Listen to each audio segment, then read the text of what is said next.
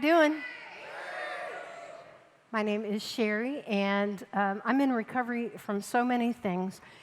And actually, I don't talk about a lot of them, and I'm going to just mention them tonight because I've had to do step one for so many things that it's unbelievable. Some are sicker than others, and you're looking at her. So I'm going to be talking about step one tonight, and I'm going to ask you if you would read it again with me, please. We admitted we were powerless over our addictions and compulsive behaviors, and that our lives had become unmanageable. So one of the things that I wanted to ask you to think about tonight, if you've been in recovery for a long time, I want to ask you if you would just go back to those days, the days leading up to the time that you hit bottom. One of the things that we talk about in recovery all the time is keeping it green, and we never, ever, ever want to forget what it was like. And tonight, I'm going to take you on a little journey backwards. Even though we're moving forward in our recovery, sometimes we need to look back to think, wow, am I grateful today? Amen? So I'm going to ask you to just go on this journey with me, going back. And then if you're new, I'm going to be talking, and you might not agree with all of this. All of the things that I say may not resonate with you, but just see if there's something in what I'm saying that kind of strikes a chord with you or hits home. Okay? Will you do that? Yeah. All right.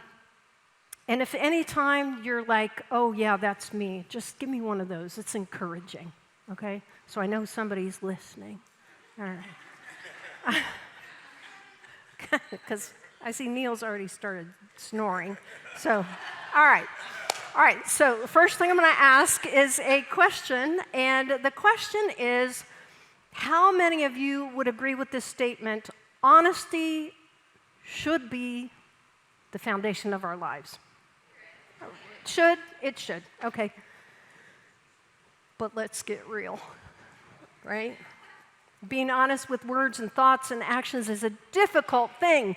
I think an impossible thing when we are in active addiction. I used to say, I lied all the time, or did I? You'll never know. I lied, but what happens when I lie? I had to make up another lie, didn't I? And then another lie, and I spent all my time wondering, what did I say? I can't remember what I told this person, and I'd be scrambling all the time. I lied all the time. We can't tell the truth when we're in active addiction about where we've been or what we've done. When we're trying to fix the people around us or trying to manipulate, those little half-truths come in handy, don't they? Yeah. Then we do things in secret we don't want anyone to know. We can experience remorse and shame from all of that, but we just walk around with it. We don't want anybody to know. We can have the biggest, cheesiest grin on our face and be dying inside, right? We are, by nature, friends, controlling and self-centered and selfish.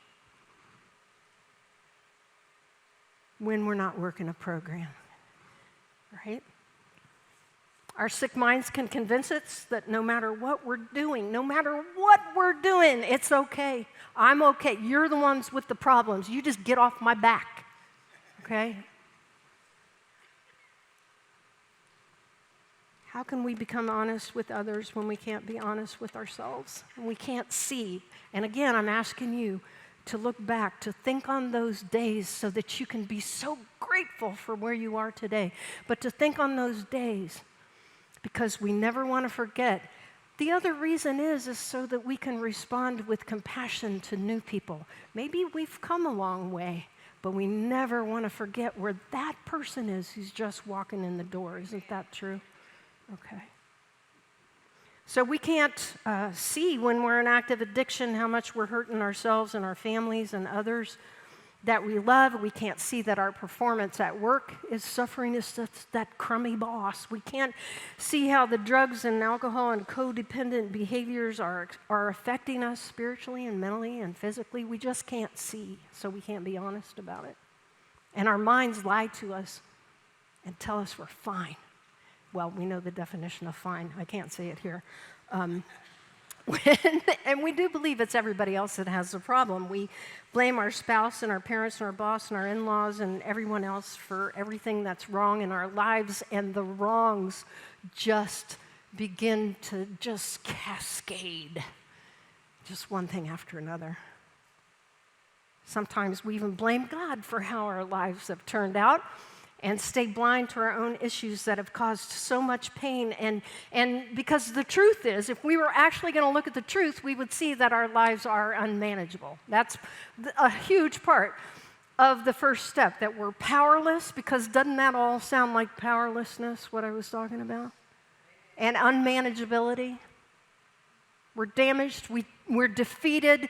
We get to this place where we don't think there's any way out, nothing will ever change, there is no hope. Let's read Romans 7:18-21 together. And I know that nothing good lives in me, that is in my sinful nature. I want to do what's right, but I can't. I want to do what's good, but I don't. I don't want to do what's wrong, but I do it anyway. But if I do what I don't want to do, I am not really the one doing wrong. It is sin living in me that does it. I've discovered this principle of life, that when I want to do what's right, I inevitably do what's wrong. I love God's law with all my heart, but there is another power within me that is at war with my mind. This power makes me a slave to the sin that is still within me. Oh, what a miserable person I am. Here's the truth. We're the only ones that can change the direction of our lives.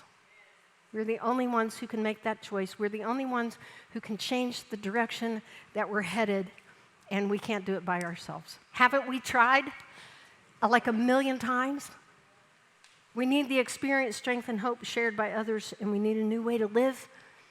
We need a new way to learn how to handle life on life's terms, so that the inevitable things that happen in life, you didn't get the job, or you didn't get the girl or the guy, or the girl or the guy who you thought was the love of your life took off. These are the things that happen in life, and we need to learn how to deal with them without turning to drugs and alcohol and porn and all of that stuff. We got to learn how, or we're going to die. Isn't that true? We're just going to die. So when we stop lying to ourselves and we begin to look at what we're thinking and doing, and we learn that when we drink or drug continually to try to fix stuff, we just can't stop. And I want to say, this goes for food addiction. I usually identify myself recently mostly as a substance abuser. I used drugs almost to death. I drank myself almost to death. When I got sober, I gained a lot because I substituted food. I work a program for that too. I had to surrender my suicidal thoughts. I had to surrender my very, very busy, we'll call it a love life. I needed to do something different, right? I've had to surrender. I've had to hit bottom in so many areas in my life. And I say by the grace of God. It all works for gambling, shopping, smoking. Oh, I smoked too, of course. Natch. And then there's that obsessive need to fix or to control the people, places, and things around us that some of us had. And I want to say we can't control ourselves, let alone anyone else, right? But still we think, if only they would do it my way. If everybody did what I wanted, things would be fine. Again, I have the definition of fine, but I'm not allowed to say it here. And we've tried and we've tried and we've tried and we've tried to overcome these addictions and compulsive behaviors, but it never works. Never. And I want to say again, we fail every time. It's powerlessness. Do you remember? Or are you there right now? Maybe you came in here with one addiction or compulsive behavior like I did. I came into recovery because I drank too much. And I didn't expect to have to work on anything else because I wasn't drinking. And then I came here and found out about all these other rooms I needed to spend time in. I was very disappointed.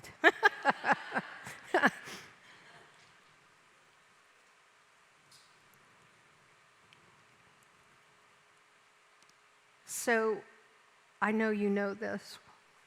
What's this definition? We keep doing the same thing over and over, expecting different results, right? Our insane lives become unmanageable. We are powerless. That's my topic tonight, so I just got to keep talking about it. Powerlessness and unmanageability. Because we believe the lie that alcohol or drugs or food or shopping or smoking or sex or porn, all of that is going to make us so much better. We hope we can gain control over them, though. We hope we can gain control over our households and everyone in it. We think that control would be the solution to all of our problems. If I could just control my drinking, if I could just control my husband, if I could just control my drug use. We can only see the futility of all of that when we become honest. As human beings, I think we have the desire to be honest. I opened with that question about honesty, and we're like, yeah, it needs to be the foundation of our lives. And I want to say, as active alcoholics, and some of us, even with some time in, we know honesty is important, but we're talking about other people being honest with us, right? I definitely want that. But when it comes to my own, see, I'm appalled. I'm enraged when somebody lies to me. But mine is just a little white lie, okay? Just a tiny one. I'm a pastor. I shouldn't say that. I got some people here. Shout out to the Shores. Woo-woo.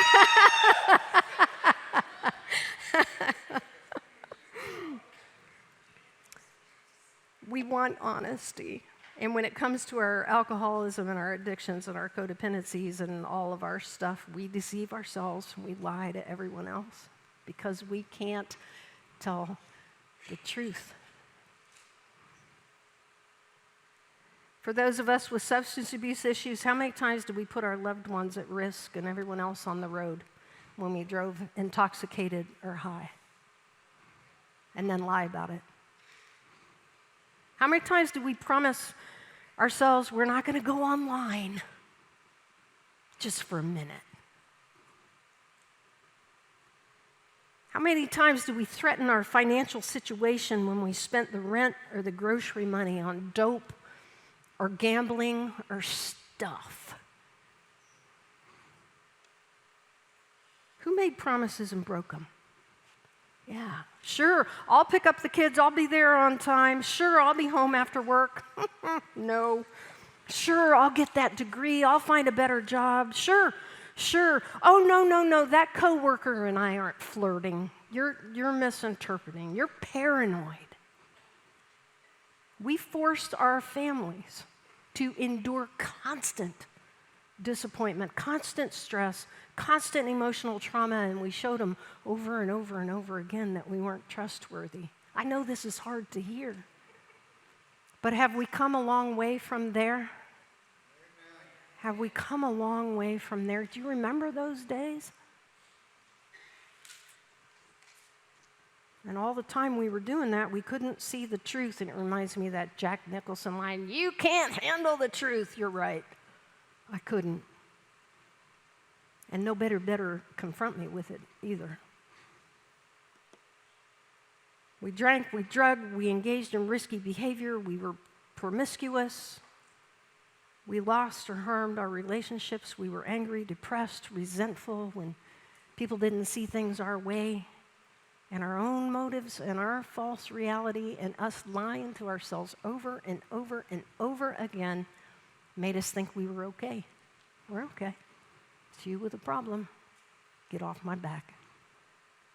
I think looking back on it now, for some of us, it's a miracle that we lived to be here tonight. Anybody feel like a miracle tonight? Yeah. It's a miracle that at some point in time, we somehow, by the grace of God, came face to face with the hard truth about ourselves. We came to a desperate, painful, broken, yet beautiful place. And we call this hitting bottom. And it is that agonizing place when we know we simply cannot go on another minute like this. And that's why I think it's beautiful. As painful as it is to come to that desperate place where we hit bottom, it is beautiful because that is the place where recovery can begin. A broken spirit, a contrite heart gives the Lord a perfect place to start in our lives. That's the beauty in it, because it's only when we come face to face with the truth that we can begin on the road to recovery. So with that in mind, I want to ask you some questions tonight. What substance do you have control over? Truly. What person, place, or thing do you have control over? Try as we might. And I'm not talking about the influence a parent has on a child or a boss has on an employee. Can you control somebody? Can you put them right under there and make them do your every wish? Anybody? I want to hear about it if you do, because I'll take some notes. I've been trying and failing, so. What areas of your life are out of control or unmanageable? I mentioned you may have come in here for one thing, and then you hear somebody talk and say, oh my goodness, I think I might have a problem there. I got clean and sober in my love life right in here. Right in here. The next question, do you feel isolated and alone in your pain? Does anybody know what's going on, or are you keeping it all inside with that cheesy grin on the outside? And then is there an area in your life that you feel God is trying to reveal something to you, and maybe you're beginning to face the truth? Because if there is, it's fantastic. It's the best news ever, because then it's time to do step one. We admitted we were powerless over our addictions and compulsive behaviors, that our lives have become unmanageable. And I want to say, unmanageability sometimes is in degrees, because I never missed a day of work. I never missed a car payment. My life was a disaster, but man, I had this stuff down. And I still have unmanageability in my life. And I got to say, I know you know admitting powerless isn't much fun, not with all the pain that it takes to get there. We don't do step one because it's good. It is pain that drives us there. It's in taking step one, though, that hope is born into our lives. Hope is found in step one. Because step one is me admitting I can't do this and I need help. And that's where the rest of you come in. This is one of the reasons we need to remember. Those of us who have been in recovery for a little while, we need to remember what it was like, because If you're working your program, you remember exactly how much pain got you through that door, and you recognize your responsibility to carry the message to that sick and suffering person who was terrified to come here, who argued with themselves all the way over here, and who came through the door just looking for something, some kind of answer. That's where you come in.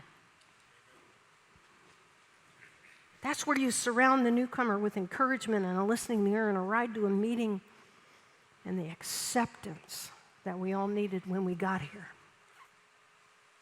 I mean, the language of the first step of recovery says we're not in this alone anymore. Go ahead and put that first step up there.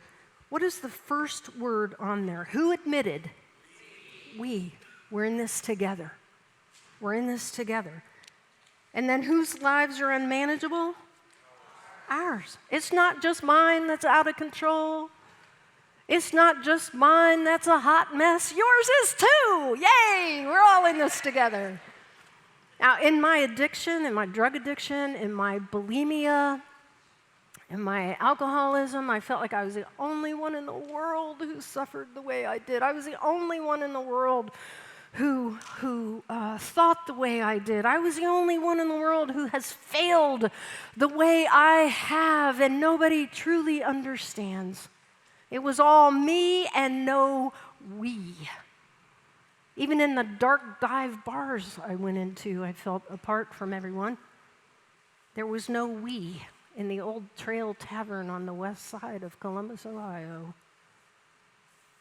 Then I found the rooms of 12-step recovery, and then I found all of you. And that's where honesty played a huge part in my recovery. It was your honesty. I couldn't get honest yet. I just knew I had some kind of a problem, but you were honest. I found out you had the same problems I had. You had the same twisted way of thinking I did. You seemed to have found a way out of the misery I was experiencing, and you shared it honestly. Your honesty helped me get honest about my own condition. Finally, there was a group of people who really understood, and so I entered into recovery and became part of the we here.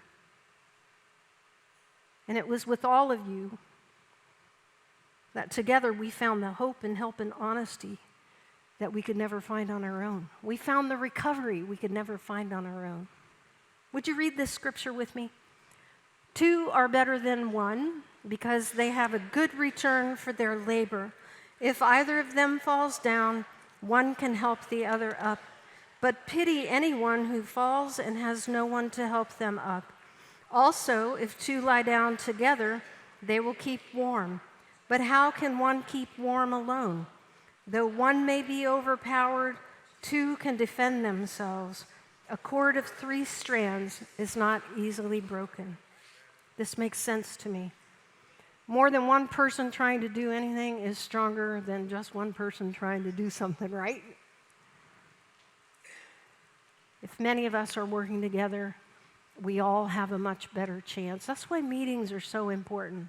That's why telephone support and encouragement or texting. I know a lot of people don't like to talk on the phone, but I'm old, I do. But I want to say again, it starts with honesty. It starts with your honesty in sharing your story with others.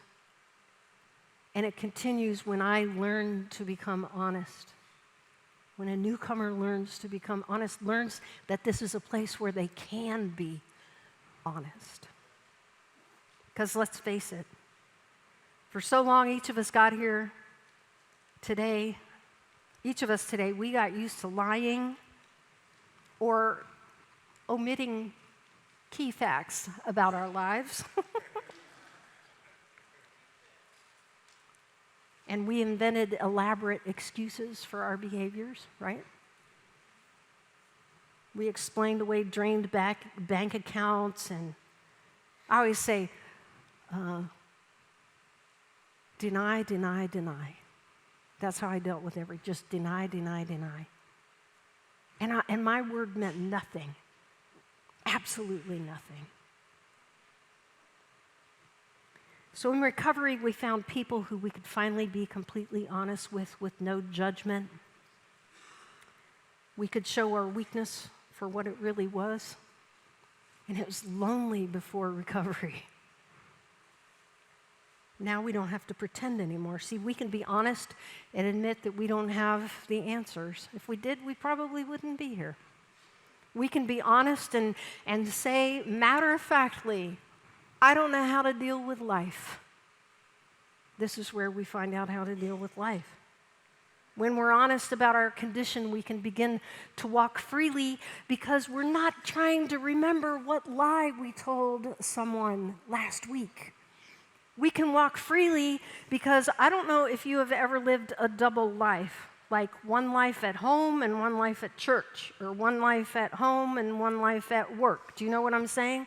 We don't have to do that anymore. It's such a relief. It's awful living a double life.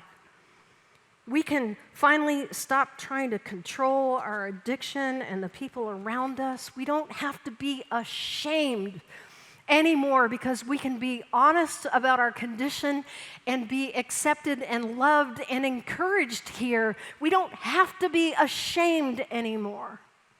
It's beautiful. We can stop being tormented by our past because we're on our way to a different, brighter future. We can examine our lives and see where we went wrong. We can change what needs to change. We can become happy, joyous, and free. We can through this program. And all that good stuff begins with an honest step one. And step one begins with that 2-letter beautiful word. Say it with me, please. We. Begins when we admit our powerless over whatever brought us here. And maybe whatever God is speaking to us tonight. That's the foundation of our future. A beautiful future, full of beautiful people, and a wonderful relationship with our higher power. The sky's the limit in recovery. I'm going to ask the band to come forward, and I'm going to ask you all to stand for prayer. And while we're praying, I really would like to ask you to ask God to reveal something to you that you might need to declare your powerlessness over tonight, your unmanageability. God, we thank you that you never give up on us. We thank you that you gave us one another. We thank you that you gave us a we to recover with. We are honestly so sick of being alone, and here we don't have to. We are honestly tired of feeling misunderstood, and here we understand each other. We are honestly exhausted from using substances to get us through the day, and here we find a solution. We are honestly empty, and Lord, here we can be filled up. And we thank you for that, Lord. We thank you. Well, friends, I don't know what you need to get honest about tonight. And I mentioned to you that I've hit bottom in so many ways, so many ways. I decided I don't want to participate in my own self-destruction anymore. And for all the ways that I've hit bottom, and I bet you there's going to be more to come, I've come to the place where I'm grateful for that. And I want to ask you, is there anything that you just need to declare you're powerless over? Just declare your unmanageability. It's a good night to do that. Starting off this new year, starting with step one. The altar's open if you want to talk to God. And if you need somebody to pray with you, simply lift a hand. Come on.